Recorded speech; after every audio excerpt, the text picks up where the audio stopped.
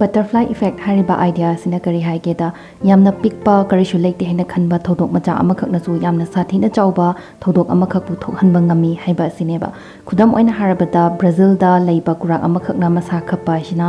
US ki Texas hariba mafam asida yamna sathina chawkraba tornado amakhak pokhanba yai haiba sineba Hoi chumi masi oibaya ba wadi natte habadi prithivida leiriba kuraki masing se millions kaya neba butterfly macha amana masa khapada tornado ama thokhanba ngamba oiba tarbadi prithivida leiriba masing thingamdraba butterfly mayam sina masa khapa matamdadi prithivi se leibaya ba mafam ama oiramda busu yayeba aduki matik pikpa ahongba macha amakhak nasu matam kharagi matungdadi yamna achauba mongda ahongba purakpa ngami haibese masi sigi yamna fazaba londa da akoina butterfly effect haina maming thonjan baneba ko hariba butterfly effect haibese masigi scientific oiba maming di sensitive dependence on initial conditions haina kaweba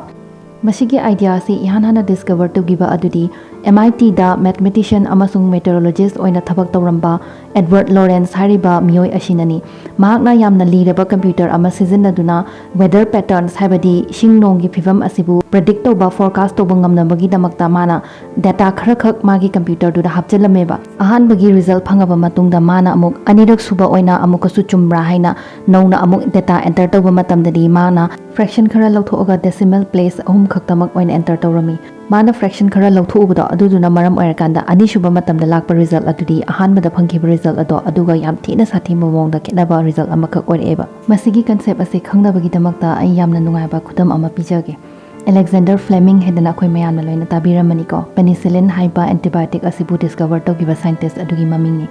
Alexander Fleming se magi kaga se loshani khangdaba ichai charaga adum leiba hinaba mukhan gi scientist ama khakneba aduna ma se vacation ama chatrangi gi mamangda mana experiment ta seasonaramba magi petri dish mayam ado mana lotion dabi da pungchai chai halaga adum thanameba adubu hapta kya gi matungda mana magi vacation adudagi halaga magi thabak ase amo hawrgen toba matamda mana hana ichai chaina thanamba staphylococcus hariba bacteria ase yawa petri dish ama khaktadi fungus khara tasinduna magi bacteria gi culture adoloina hatok piramba ase ma thingna kiba masigi culture se mana hundokpagi muta hanjin hanjin study tawraga anau anoba culture kaya ama mana puthokhiba masigi yam tan chanaruba thodok se sidagi neba Alexander Fleming na ihan hana penicillin hariba antibiotic ase puthokhiba masigi shoidana thengnarakpa hidak asina mi million kaya amagi thawai kanba ngamkhre kokphai suja karba petri dish amakhakpu langtho audaba hariba yamna apikpa decision asina miyoba jati gi history da pungon onba makhangi lambi amada pubirakhrabaneba hariba Fleming gi decision macha asina kanbangam khraba thawai million kaya sing aduna prithvi isda ahongba kya ama puraktuna butterfly effect kya amasu thokhangrabane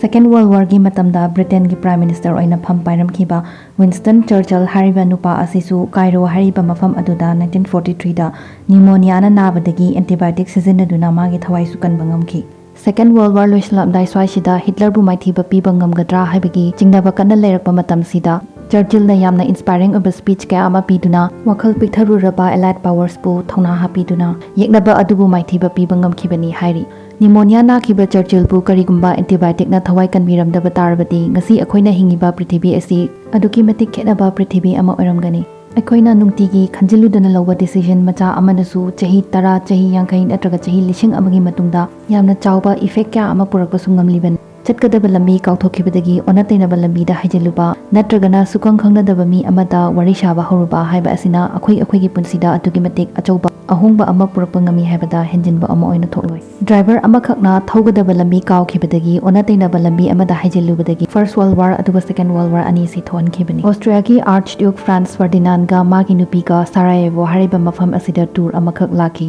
magi driver aduna onatainaba lambi amada thaujelubadagi mabu hatnabagi damakta tharakhiba assassin princep aduna makhoi ani bu nomaina kaptuna hatokhi karigumba Francis Ferdinand gi driver aduna lambi du kauthoktabida achumba lambi da chatlamba tarabati Francis Ferdinand gi assassination adu su thoklamoi adubu Francis Ferdinand gi hariba assassination asina maram oiduna prithivigi politics aduda mathang akaiba laktana domino effect amana maram oirakanda World War I habasi thokhibani karigumba driver aduna lambi lana thorumdaba tarabati World War I thomdaba yai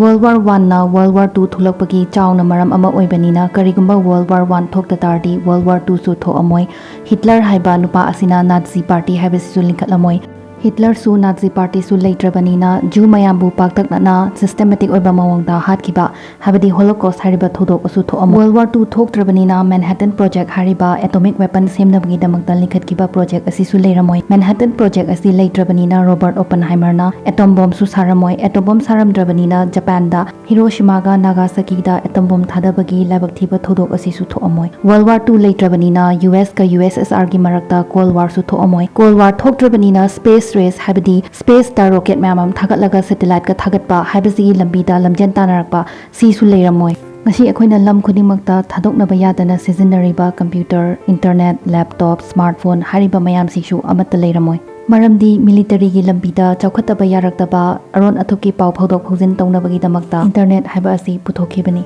World War ani thokiba asina maram oiraga hidak langthak ana layengbagi maramda adugi matik advancement kya ama purakpa ngamkhre habadi asok apan nangliba mi mayam adubu layengnabagi damakta ano anoba makhangi hidak langthak khutsu khutlai kya ama puthokibani World War ani asi thoamdaba tarabadi ano anoba hidak ano anoba khutsu khutlai ano anoba technology gongsai gi hariba computer internet hariba siguma mayam asi amatta puthoamdaba yai habadi darkar oibadugi matung ina hariba invention and technology mayam asi thulakpani Necessity is the mother of invention hainaba aduni Germany asi World War I amasung World War II animakta maithiba nangkhiba leiba amani Karigumba World War ani asi thoamdaba tarabadi ngasi prithibigi super power asi US ki mahutta Germany orambasu yai maramdi karige World War I thotringegi mamangda Germany haibasina prithibigi oina culture gi lamda science and technology economy gi lamda yamna mangjin thana chatpa leibak ama oirameba adubu World War I amasung World War II animakta maithiba pigiba asina maram oiraga US na kapkhat khinabagi maram aduga Germany na sotha haunabagi maram amakhak oirakhiba aduna karigumba Francis Ferdinand gi driver aduna lambi aranbada thaujalamdaba tarabadi internet su leiramoi driver aduna masana khangdana tawkhiba thabak amakhakna maram oiraga mi millions kaya amagi thawai mangkhre prithibigi lanjau ani thokhankhre adugi matungda chawkhatnabagi maram kya amasu oirakkhre aduga ngasi akoina internet sizinadana YouTube da sumaina videos ka semiba mayam asisu driver adugi asoiba macha amado aduduna ohelakpani haiba matamda karishu lalni haiba yaroi aduga karigumba Alexander Fleming hariba scientist asi masamo yamna nanba pamba ka toina loisan ganba scientist ama oiramba tarabadi ngasi nang ai prithibi asida leiramdabasu yai maramdi antibiotic puthotringegi mamangdadi ichamchamba asokpa amanasu infection tawduna mi amabu irailaina hatokpa ngamami aduna akhoigi ipu event adu infection tawbadagi lekhidaba thok tardi akhoigi ima ipa su leiramoi akhoi ima ipa leite tardi akhoi su leiramoi